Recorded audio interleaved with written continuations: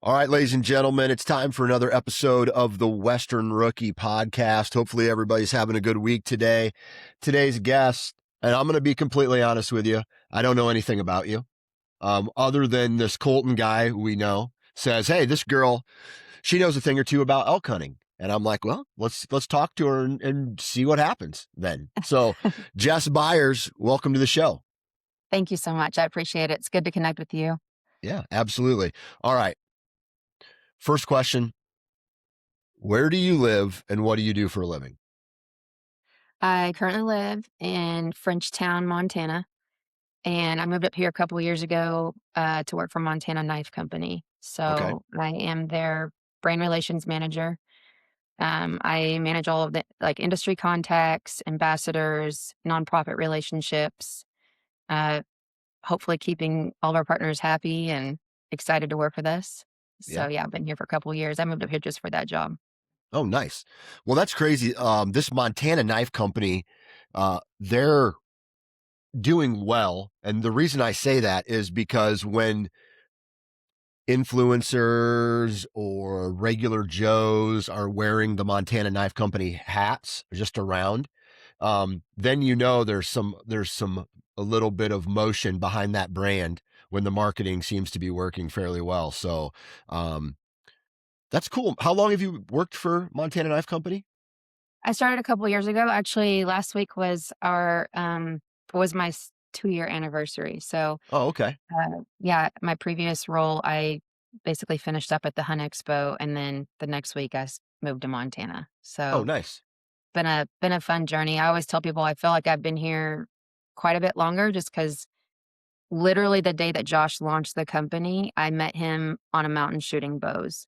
Oh, nice. And he had just kicked his website live, and that was 5 years ago in 2020, and Oh, nobody cool. knew anything about MKC, and, um, I certainly didn't know who he was when I shook his hand, but I've always been a little bit obsessed with knives. I've kind of collected them since I was a kid and, uh, used them in the field after I met him, and I thought, "Man, just what a quality product," but then the story behind it kinda makes you Yeah. fall in love with the company. It's easy to buy into, in my Yeah. opinion. Yeah, for sure. For sure. Where did you live before Montana? Like, where'd you Utah. grow up? Yeah. Well, I grew up in Texas, so I'm from the South. I grew up in Central Texas, just north of Austin, and never thought I'd leave. I Hmm. still love to say if Texas had mountains, I'd have never left. Yeah. I just love it down there, and my whole family lives down there. But I fell in love with mountain hunting. Hmm. Uh, Basically, the short story is that when I got married, my dad offered me an elk hunt for my wedding gift. I didn't know anything about elk. I didn't know what a bugle was. I'd never hunted outside of Texas, but it was a hunt with my dad. And I was like, I'll go anywhere with him. So we Yeah. went and got my first bull. And that was kind of like the turning point of I want to live in the mountains one day. So when the opportunity came up to move to Utah, southern Utah, I worked for Hunt and Full before Montana Knife. I was there for a little over 4 years. And I just thought, what a natural transition into learning how to draw tags across the states and get more time in the mountains and it not just be a wealthy man's game the way that a lot of people say. Like there is a way to draw and be Yeah. successful and have tags in your pocket. And so really fell in love with that. I love Southern Utah, but Montana is I would describe Montana as like a Texas in the mountains, Yeah. honestly. The people, the culture, uh, just has this really cool energy about it. And it also opened up a lot more hunting opportunities as a resident that I never had when I lived in Utah. It was Yeah. seemed to me impossible to hunt anything there other than like spikes and cows, which don't get me wrong, that was a blast. But yeah, it's been fun. It's been a really fun journey. It's been a long journey, but I knew I wanted to live in the mountains one day, and it was that first elk hunt that really like it got in my blood. I Yeah. would say, kind of woke something up in me. Well, I'll be completely honest with you. That the fact your dad gave you an elk hunt for your wedding present is pretty sweet. I think we got pillows for wedding presents? You know how boring that is? Like, who's that for? Right? Does your husband hunt? Oh yeah. Okay. Did he It come on wasn't the off. elk hunt? He got offered. My dad offered to buy both of us a tag. But at the time he had a job that was he was in construction Okay. and he could not get away. Yeah. And so the running joke is like, oh yeah, you took my wife on an incredible elk hunt. She killed her, biggest bull. And I got to stay back and scoop cat crap for y'all as a pet sitter. I'm just like, I'm so sorry. In the moment, I didn't think anything of it. I was like, oh, whatever. I get to go hunt with my dad. But yeah. So we went on a honeymoon ourselves, but that was his gift to me. And Yeah. honestly, my dad's been wanting to hunt elk. He had been wanting to hunt elk for a long time. Yeah. That was just his like excuse to do it. And now Yeah. it's become an annual thing. We meet every year in New Mexico and hunt archery elk together. So it's pretty cool. That's awesome. Yeah. That's an awesome tradition to have. Okay. So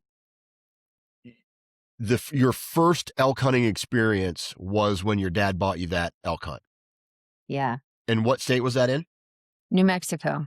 Okay, New Mexico. So talk to me a little bit about, actually, before we get into the rest of today's episode, I do have to send a quick thank you to the brands that support the Western Rookie podcast. So if you are looking for your next year's archery season, next year's elk hunt, mule deer hunt, if you're a bow hunter, go check out wasparchery.com. These guys have a complete lineup of fixed and mechanical broadheads. I've been using the 3-blade jackhammer for probably 15-ish years now. So go check out wasparchery.com. Most of their heads are still manufactured in the United States, which I don't know about everybody else, but for me, that's kind of a big deal. Wasparchery.com. I do have a discount code NFC20 for 20% off. Next on the list is Montana decoys. There's a lot of people out there who use decoys to get inside the quote unquote, my buddy CJ from Montana Decoy says the kill bubble. He tries to get in the kill bubble with some decoys, whether that's antelope, mule deer, whitetail, elk, you name it, they have it. Turkey season's coming up. They have turkey decoys as well. So go check out montanadecoy.com. All right, there. That's how I make my money. Is No, great. horn out just a little bit, tell everybody a little bit about some products, and then get back into the story here. Talk to me a little bit about that first elk hunt and what that was like, having never done it before. It was it was a wake up call. Yeah. Coming like my background being just whitetail hunting, turkey hunting, pig hunting, coyotes, all the things you can hunt in Texas from a tree stand, ground blind, flat land, Yep. no altitude, like very different Mm-hmm. conditions. And certainly more than a few hundred yards from your house, right? Like, so I was exposed to, it was very intimidating, quite honestly. Like, Yeah. thankfully it was guided. So I had some guidance there, like as far, like I wouldn't have known what to do, honestly. Yeah. You put me on in the mountains at that time in my life, and the thought of getting lost was just terrifying to me because I always knew where I was on any property I was hunting in Texas. It's like, it's pretty streamlined. Well, um, I remember that being really intimidating, but it was the rush of hearing a bugle at shooting distance that like made my whole body go numb. Like I thought that was the coolest thing I'd ever experienced in my life. And um unfortunately it was an early season hunt that year. When you get a landowner tag, you choose what season that you're gonna hunt. I ended up hunting the first season, the earlier season. They weren't talking very much. I did get to hear them a little bit, but I ended up hunting over water quite a bit because Mm-hmm. also at that time in my life, with the background that I had killed plenty of things with my bow, but it was in Texas at 30 yards and under, So Yeah. you start pushing out west. Is it impossible? No, but ideally you be comfortable at 50 or 60 or, whatever that is for you. I'm not trying to put pressure on anybody, but I remember that year going up and my guide said, well, what are you comfortable at? And I'm like, dude, I'm not shooting past 40. I had a 20, 30, 40 Mm-hmm. fixed pins. Didn't even know what a slider was at the time. Like, again, it's not necessary where I hunted before. And I could just see the look of defeat, like, "Oh, man, okay, well, we're gonna put you on some water because 'cause they're quiet anyway," and, it was a 5-day hunt, ended up extending it, 2 more days, and on the last night, very last night of those extended days, I ended up getting one, but they put me on a tank or pond, water, whatever, Mm. for the entire day. I sat 15 hours by myself with no one there and never saw an elk until last light, and it was a herd bull that came in with all his cows, and thank God he came in on the side that he did because it gave me a 20-yard shot broadside as he was walking out of the water, and he never knew what hit him. I had a complete pass through. That was the other thing I was really intimidated by because, I shot 43 pounds, 45 pounds for a long time. For this hunt, I worked up to 50 pounds. Even that is still on the lower end, I would say, of like at minimum what you want to shoot when you're hunting elk. And Yeah. so I had this, you just had some doubts like, can I shoot as far as I need to? Is it gonna go through? Blah blah blah. So anyway, the adrenaline started to work against me. I remember I almost didn't get my bow pulled back because I just had such, I mean, he was bugling at 20 yards Yeah. over water at sunset. It was like a dream. And when he flipped back around to walk back out up the bank, I was already at full draw. And I was like, as soon as I can see his belly to kind of gauge where I'm going to hit, I'm going to let one fly. And I did. And I got a straight pass through. He didn't know it hit him. He was just kind of jumped. And then he just kept cruising up and he stood there. And I remember back at camp, one of the things they said about elk is if you can keep putting arrows in them, please do, because nobody's there to watch where your arrow is. And Right. so I knocked one. I army crawled out of it was just kind of like a brush blind that they built for me the day before.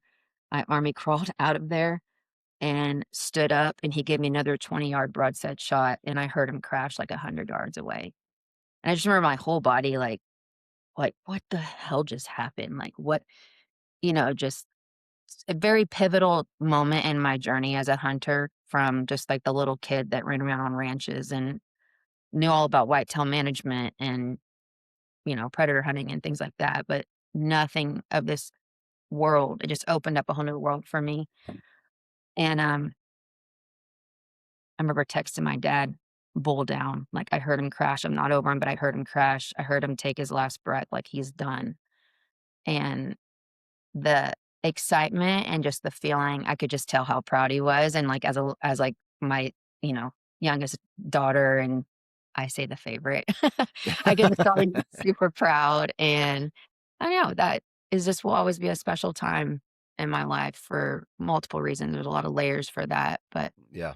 exposing me to the mountains, exposing me to elk hunting, giving me that gift with my dad, and then starting this, kind of like a reunion with him every year, this thing that we Yeah. do. I like the story, and I'll be honest with you. I like the way you told it, and the order in which you said things. And then at the end, I think a lot of times, especially when we start to tell hunting stories, if we don't tell like if we don't tell things in a certain order, like what you did a great job of laying it out there. Then people start to be like, "Oh, she was with an outfitter," or "Oh, must be nice to own 1,000 acres in Iowa," or you know what I mean? Like those types of Mhm. things. But that doesn't really matter in this case because of, I can tell by the way you were telling it, it means something to you. And at the end of the day, really, that's what I think the hunting community needs to get back to is celebrating those types of stories. And back in the day when I had to come up with the first description for the very first podcast I ever started, one of the lines in the description was, "It's not necessarily about the size of the animal, but about the experience itself and who you are sharing that experience with." Mm, is mhm. is at the end of the day the most important thing. And so listening to you tell that story made me jacked up because like I hope someday that I'm able to share um a story like that with my daughter or my son in a crazy new environment like that. Well, I certainly know what you're talking about. It's to say that I never got any backlash for it would be, Oh, yeah, nobody gives uh, a shit. You know what I mean? Like, yeah. But yeah, I thankfully grew up and was exposed to hunting well before that, where you pull up to a gas station with a buck in your truck and everybody's excited. Doesn't matter what it is. right. It's like high fiving and celebrating, and I know what it's like to have that support. And there's some really good people in the space. So Absolutely. yeah. Absolutely. So you kill that deer or that buck, or geez, I'm still in whitetail world. You kill that bull. Um, what was it like walking up to it for the first time? Did you have to wait for someone to come and get you, or did you go follow blood by yourself? No, they made me wait, which I get. Like, you have this chick who doesn't know anything about elk hunting, literally said she's never heard a bugle, all the like, I get it. Yeah. But I know what a crash sounds like, so I was like, "God, you're telling me I can't go look at him?" And I had to we went in and we went back to the lodge, we ate dinner with all the other hunters that were there, and which that was cool because when I walked in, everybody was cheering and high-fiving even though I hadn't put my hands on him yet, and I waited for I mean, it was at least an hour, I wanna say closer to 2, they just wanted to be really freaking sure. Yeah. I remember them questioning me like, "Are you sure you hit him?" I'm like, "I'm sure I have 2 pass-throughs, one of my arrows floating in the water, like, I promise you." Yeah. And, yeah, it was cool, so we had to wait, which, uh it was so cool because I got to go back with my dad and, like, recover him with him. Yeah. So, he Yeah. was he was really stoked, but What was it like for you touching an elk for the first time? I always say it's awesome. And it's part of one of the reasons I like shed hunting for antlers so much, or I used to when I had more time, or even like touching the deer that I kill and picking the head up or picking up an antler. I'm the first human being to ever touch this animal. You know what I yeah. mean? That's a pretty exciting moment. What was that like for you? Well, I had to get help even, like, tilting him up because 'cause they're so like, I didn't really fully grasp. You kinda I don't wanna say I blacked out because I do remember every moment, but, like, I couldn't really grasp how big that he was standing there, Yeah. and, honestly, I remembered the smell more than the touching him. When you walk up and smell elk for the first time, you're like, "What in the world is that?" Yeah. Um, but, yeah, coming from the whitetail world, I mean, I had never touched antler that big, so, Yeah. uh I think I was just overwhelmed. I Yeah. I was I was just truly overwhelmed, and I really didn't understand, the quality of the bull that I had shot. At the lodge, when I asked them, "Okay, I'm sitting by myself, what do I need to look for?" You Yeah. know? And you can't tell someone who's new, like, it's hard to get into, like, "Oh, look for," like, what sometimes people say, if they have really solid threes, it's probably a good bull. If he has really big Yeah. royals, or if he had, they're like, if he just has six on either side, shoot him. I'm like, well, Yeah. now fast forward 10 years, I'm like, well, that could mean a lot of things. That could be a Yeah. freaking little, little thing. But no, I ended up being a really solid, mature herd bull with a bunch of cows. And I think I appreciate that more from a management standpoint of like my whitetail background, Hmm. just because I was raised with such strict management guidelines. My dad, even till this day, we never hunt trophies, we hunt cull bucks. I got to witness what it was like, being on a 4,700 acre property that he leased for 10 years with the intention of growing uh, big whitetail, and there wasn't a stand, there weren't any feeders, there weren't like he had to put fencing, he had to put a lodge, and we went from having these tiny, tiny little basket racks to by the 10th year he had a 190s class buck. So you take that, and while it's a lot easier said than done in the mountains, because like don't get me wrong, I've shot smaller bulls too. But I was so proud when they told me that's a mature older bull. Like, that is a hell of a bull, and it's still Yeah. my biggest goal. Like, I've Yeah. never shot anything bigger than that. So, um, that meant a lot to me to get to carry over that management mindset, even though I don't judge anybody for not doing that. And I'm certainly not saying that I do that all the time every year. But Yeah. yeah. Yeah. What, so you found success. When did you know, like, was this a one-off thing? Like, this is just my first and maybe my only elk hunt? Or how did you know? How did it turn into the tradition that it is today? I mean, I think we just both were just ate up with it. The experience together, he really wanted redemption to get to get an archery bull under his belt. I wanted to feel that high again. And it was just like, let's just do it. Let's just see if we can do it again. And let's just see if Yeah. we took it a year at a time. And thankfully, over the last 10 years, we've built relationships with landowners who have unit wide tags. So all the bulls in New Mexico that I've ever shot are all on public land, but because they have the unit wide landowner tags, it allows us to hunt public land. And you develop those relationships with the ranch owners who they like working with you. I mean, it's at the Yeah. end of the day, you're working with people. And thankfully, he's developed great relationships that allow us to have that tradition. And um, I I think it was just kind of like a, how can we not keep doing this as long as we Right. can afford to, from financially and time, and as long as we can justify some of those things, we'd be so crazy not to do it. And it's been it's been a really, I mean, beautiful journey, honestly. Like I went several years without getting another bull. I mean, I think I went 4 years, because then we stopped going on outfitted. We just started buying the tags outright from the landowners that gave us access to the land to hunt publicly on our Yeah. own. Well, now Yeah. you're trying to figure it out on your own. You're not there scouting all season. You're not guiding clients. You don't really have your feet under you. But so we had to figure it out. And Mhm. that's been the coolest part. It's like, man, Dad, look how far we've come.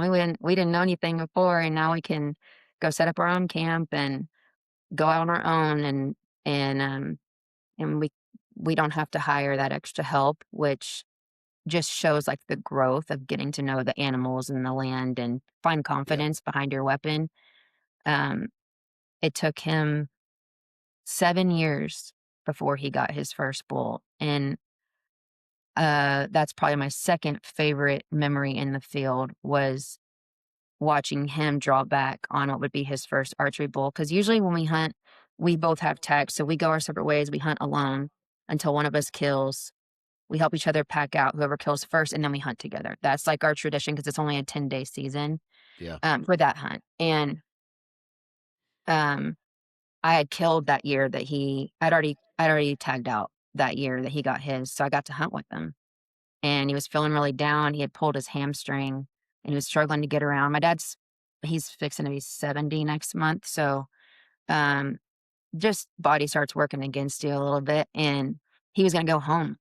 And I just started crying. I'm like, "Dad, you can't give up. Let's go just sit water." And he's like, "I don't wanna shoot a bull over water." I'm like, "Well, I don't want you to either, but it's better than going home." And Yeah. I convinced him, and so then he got his bull sitting over water, and the adrenaline actually did work against him. I had to help him draw his bow back because he was trembling so bad, but he smoked that bull. And it's just like, you can't just make those stories up in the Yeah. field, it's like it's just so special. And I wish everybody knew how special it was, not just elk hunting, not just bow hunting, but like getting to do it with someone that gave you that gift Yeah. is pretty special. He was really patient with me growing up and never pushed me to get behind a weapon. He was just always exposing me, always putting me around it. And then here we are. He's a Yeah. reason why a lot of the reason why I'm where I'm at today. That's awesome. So what what was that like? What was that first season like, after, like the first year, bought a hunt, had some guides help you put you in the right spot. What was that next season like, where you guys were out on your own with no help, having to try to do it by yourself? So I think it was for 3 years we hired outfitters, and then we went Okay. the last 7 or whatever Yeah. solo. I'd have to like run it back, but oh, yeah. Well, first you notice, like, because we really wanna do the whole wall tent, Yep. I didn't wanna be in a lodge, so it's like, okay, now we need to You gotta think about everything. Who's gonna be cooking? Who's gonna where how big of a tent do we need to get? Like, we didn't know anything. Like, I mean, it was very foreign, but there's a sense of freedom about it. Like, we'll just figure it out. Like, Yeah. it's okay. We'll figure it out.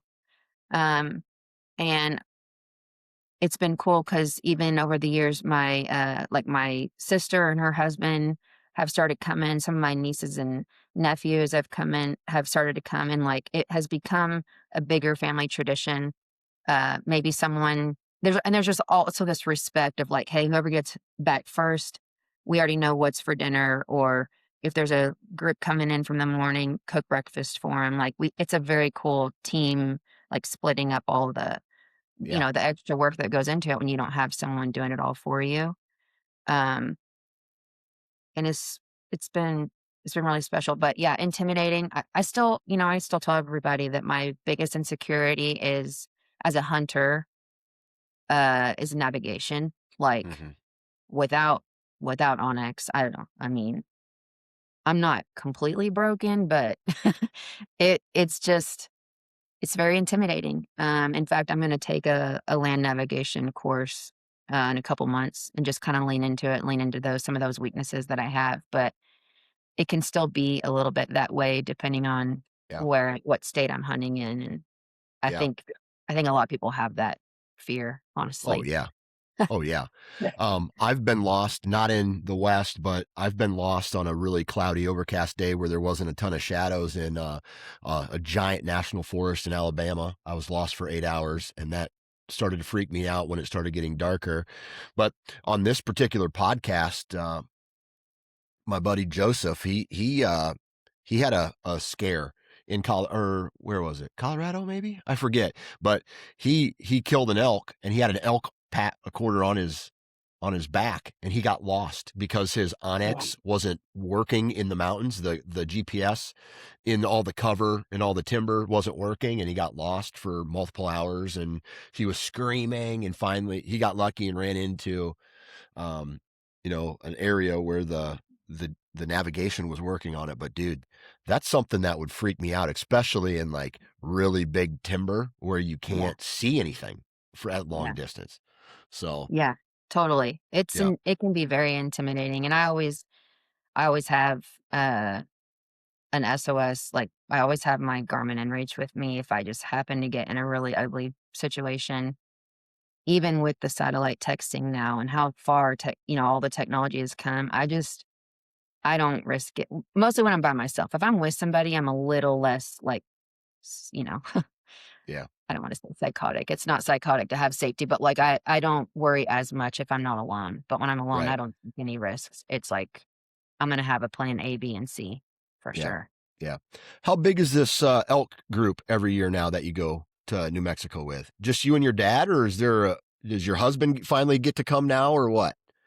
Yeah, so my husband has actually guided in New Mexico for every year for, I don't know, 5 so once we started elk hunting and got ate up with it, he eventually got to come. I think it was 2 or 3 years later.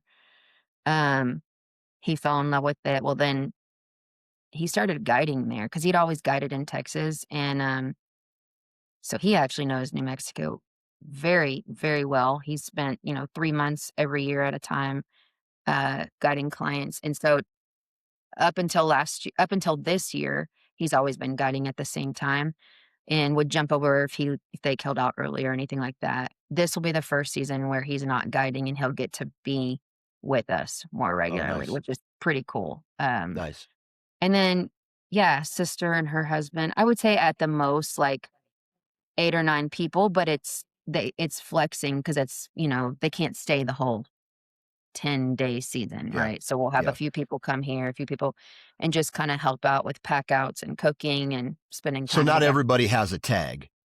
Not No, no, every no, year. no. Okay, gotcha, Gosh, no, gotcha. it's hard enough to find a few, Yeah, honestly. Like, they're a high demand thing, so, right.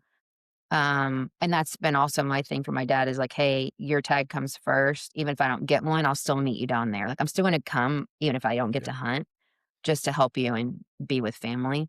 yeah, Thankfully, that hasn't happened yet, but, the demand continues to rise, as you know. So Yeah. I hopefully I'll always have a tag, but if not, like I said, I've been building points in other states, lots of other states, and I have a lot of points I need to burn all Yeah. over the place. Yeah. So, Yeah. What's something that you've learned about elk in this 10-year period of chasing them? mm, um, the hardest thing for me to overcome was that they're not a whitetail, so you don't have to sneak around and be like you can move differently with elk.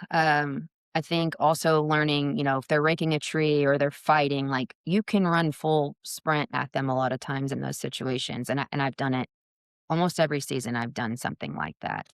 So learning how when to move fast and when to slow down. Um, Whereas with whitetail, I feel like it's just slow all the time.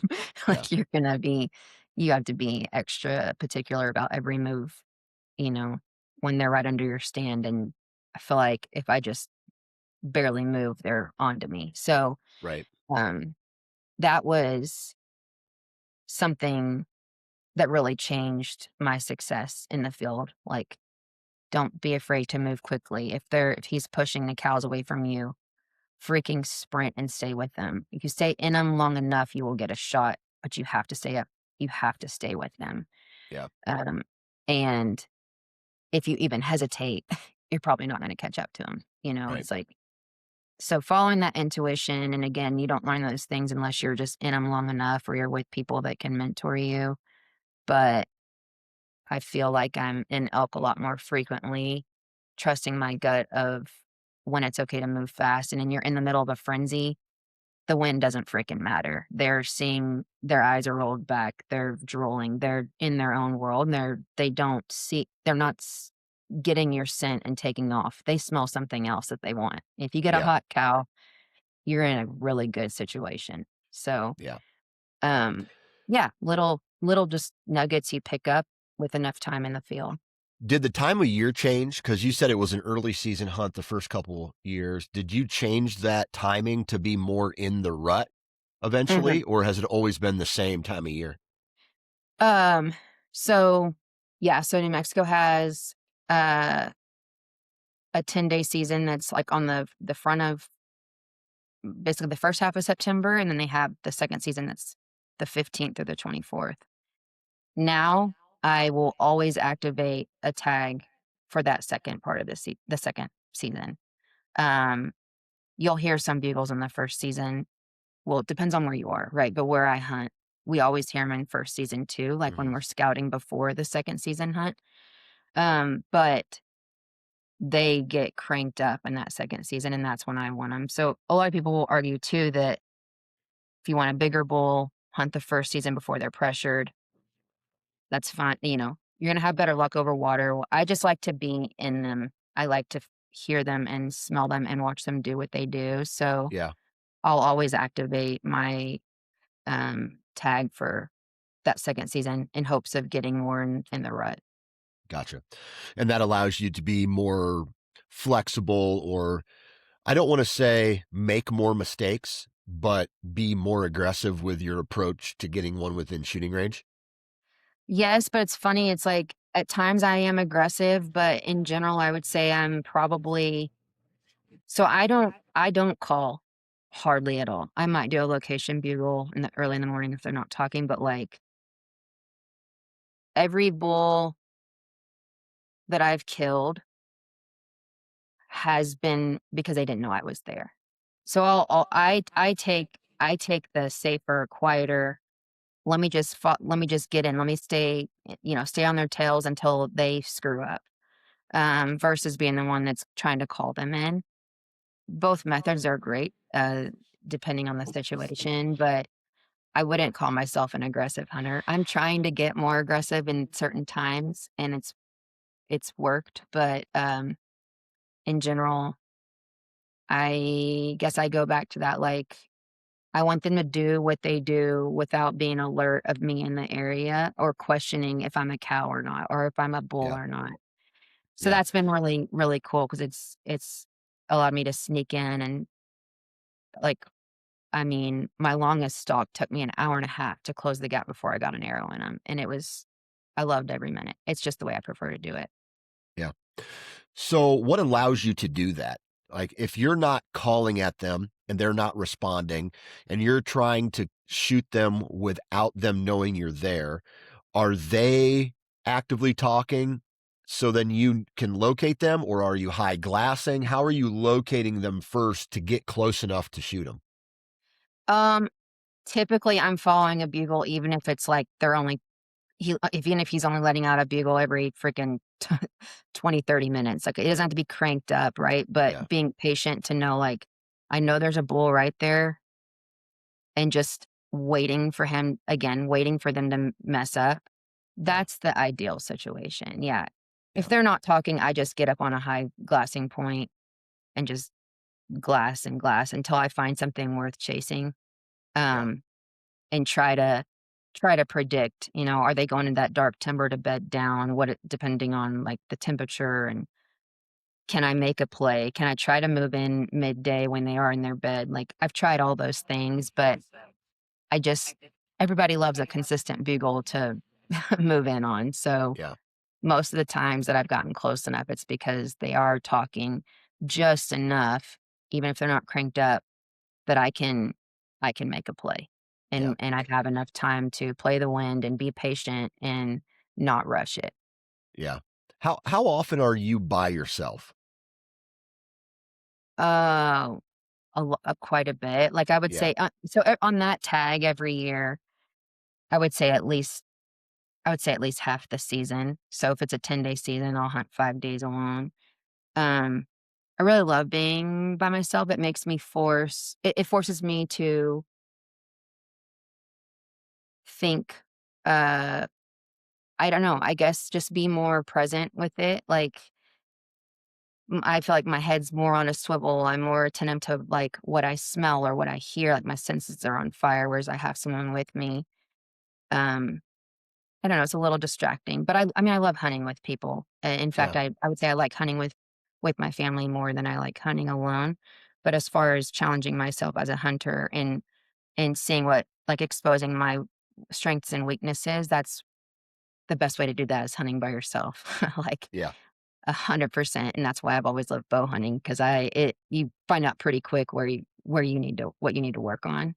Yeah. Um, Was did it take time to be comfortable hunting elk by yourself?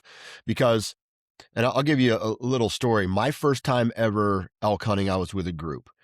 So, or I was with another guy, and I would basically just follow him because he had the most experience. The second time I went elk hunting, I was with a group of like 3 guys, and we were together. And then I found myself like, there was one day where I slept in because I was just exhausted, because we were at like Colorado, 10,000 feet. And I slept in, and then I woke up on my own terms and then went up into the mountain. And I didn't go far enough because I wasn't with a group of people. Like, we were encouraging each other, working together. Come on, let's go up another 500 feet, or whatever the case is. And I found myself not putting in the max effort that I did when I was with a group of people. And so I don't know why I thought about that, but I'm just curious if it took you some time to be comfortable hunting with yourself on a species that was newish to you. oh, for sure. I mean, with the navigation aspect alone being so intimidating, that was the hardest thing to overcome. But I think it's been a little bit of a snowball effect, because thankfully, again, very different types of hunting. But as a young girl, having that childhood where my dad started to, like, we started hunting together, and I got a few things under my belt. And then he trusted me to take the gun out by myself and go get in the stand. And then he trusted me to start driving out, take his Jeep out, go get in the stand. Then it was, okay, I'm going to trust you to load the animal and clean it by yourself. And so I look at my journey as a hunter in these layers of having a parent that really poured into that independence in the field, that while yes, it was flat land, Texas, I could carry that confidence into the field and know that I was capable of finishing the job Hmm. in the mountain. Yeah. It also helps that thankfully, I don't like darkness doesn't scare me, predators don't scare me. I kind of live my life of like, dude, if I'm supposed to die that way, I'm supposed to die. And it's really helped me Right. a lot. I know it probably sounds pretty ignorant, but it's helped me be really free in the mountains and trust my gut and just enjoy it. Yeah. Um my husband, if anytime he gets uh, frustrated with me when we are hunting together, it's like she literally stops and smells the flowers. Like she'll take pictures of flowers if we hear a bugling bull far off. I'm like, yeah, I look at the whole experience as um so special and I Yeah. soak up every little thing. And so I don't really get distracted by the fears of what if this happens or Yeah. what if I don't make it back? And Yeah. yeah. There was always this stigma when I started doing what I'm doing, and even back in the day, that the the woman was always the sidekick of like another hunter, right? It was the wife or it was the daughter, and I personally hated that. Like, which meant that my daughter doesn't get any shortcuts. I'm treating I'm treating her equally. Like I want, and it sounds like that's kind of what your dad did to you, right? He didn't coddle you. He didn't was like, here, let me help you do this. Let me gut the animal. Let me do this. He's like, you go do it. Like, cause that's what I'm afraid. I don't want my daughter to be like the type of hunter who needs somebody to do everything for her. She's going to learn to do that for herself. Yeah, I would say he helped me for until he could see that I chose to be more interested. "Hey, Right. dad, I want to shoot a deer. Hey, Yeah. dad, I wanna learn how to clean this. I wanna learn."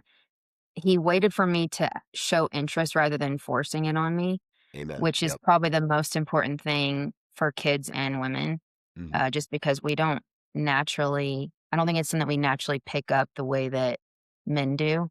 Right. Um, and little boys that wanna go out with their little BB gun and shoot everything, like, in most cases, we're not built that way, but if you can just expose them long enough and plant that seed, I think that they will always come back around, and if you're patient rather than forcing it. It's a really easy way to turn a woman off from it too, Yeah. and,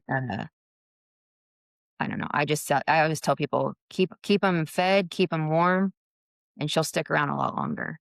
Yep. But a lot of these Yeah. guys that I've hunted with were like, they'll take one bagged meal for an entire day. I'm like, "No, dude, I load up on snacks and meals and, like, I'm gonna eat good in the mountains, Yeah. even if Yeah. it's more weight on my back." Gotcha. All right. So as this elk hunting journey is unfolding, for me, and I'm going to reference my whitetail journey. I sucked at it. When I made the decision to go after mature whitetails, there was probably a 10-year period where I didn't strike out every year, but when I was trying to accomplish a specific goal of being successful, whatever that goal is, I struck out a lot of years in that 10-year period till it started to click for me. When, or maybe it hasn't yet, you tell me, did elk hunting be kind of click for you where it became less of like looking at a piece of paper and going through the steps to more of a free flowing experience in the woods where you knew what you were doing? 2021. 21. It was my first solo bull. So, up until that point, so the year before I had killed a bull. So, 2015, I get my first bull. Then I went for, what would that be, 4 more seasons. In 2020 was the first time I had killed another bull since my wedding gift. And I was with my husband, and he really was still there helping me, like, "Get here, get here." 'Cause we're in the middle of a rut fest. And he was really good, again, as that guide telling me where I needed to be. But it was the following year that I had made a point. I was like, "Okay, I wanna know that I can do this on my own." And so that year, I think I let my brother-in-law hunt with me one day or something. Like, I didn't let anybody hunt with me. I said, I'm going to do this on my own. And accomplishing that through and through, like, I chose the spot. I'd never been in that area in that unit. I chose a brand new spot, went down a road I'd never been down, and I just followed my gut, followed my gut. And that was a turning point of like just proving to myself that I could do it. Now, whether or not I wanted to be alone moving forward is a different story, but I wanted to prove myself that I can make the right decisions and get the job done. And so that was Yeah. my 2021 goal. And I was just kind of on a, when you get that confidence, there's a momentum, is a Yeah. hell of a drug, I would say. And Oh, yeah. so I just every year I was punching tags. And I'm currently in a lull, if we wanna be real transparent. I've struggled last 2 seasons, I have had really pretty heartbreaking bull stories, so, had shots at bulls, just didn't punch my tag. Yeah. But, yeah, I have full confidence in my ability for archery elk hunting now, but that was, was that 6 or 7 seasons before I hit that? Like, it takes a minute for sure. Yeah. Yeah. So in the last 10 years, how many elk have you killed with your bow?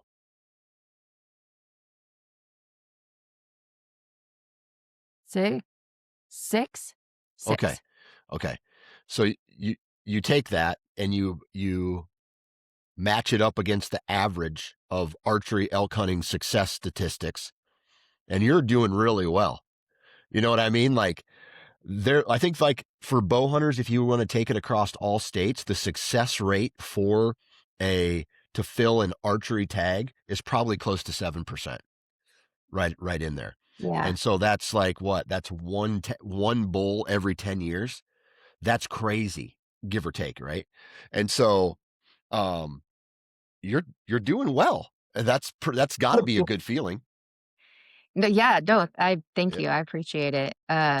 I've also missed quite a few, like, for anybody listening, like, if you hunt long enough, you already know that, but Yep. I always like to be super transparent and piece of humble pie now and then, like, I've definitely ate it.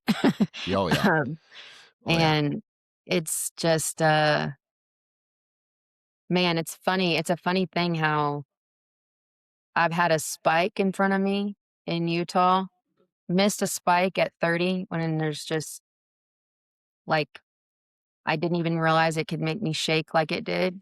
And then I've had, my most proud bull in front of me and had all the confidence in the world.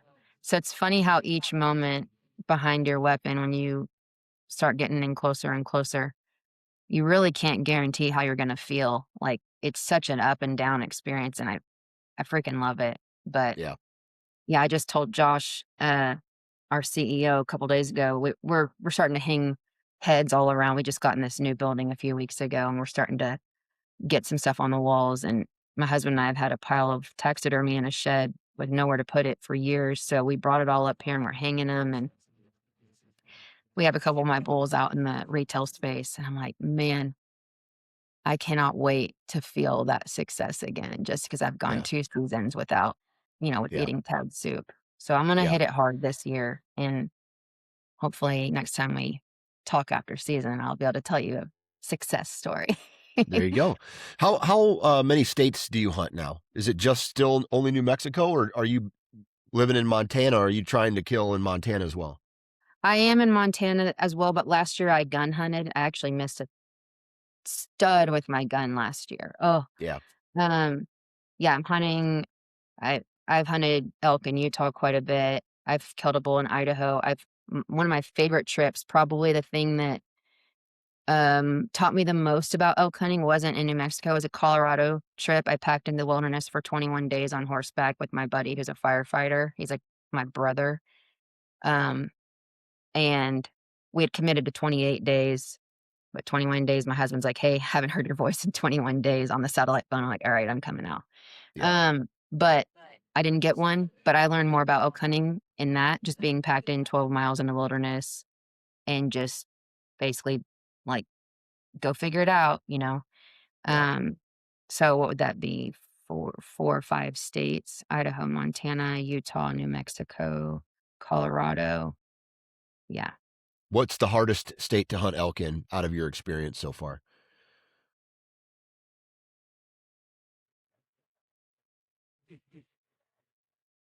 Probably Colorado, just with pressure, and that was at the time, this was a long time ago, but that was a 0-point unit. It's just like, I wasn't in a high density area that was really gave me a lot of opportunities. That hunt kicked my butt, like, Yeah. really kicked my butt. Yeah. But just the amount of pressure in Colorado, I think, alone. New Mexico, there's a lot of pressure, but I've noticed a lot of people don't like to hike. So as long as you can out hike them, you're good. Yeah. And I don't know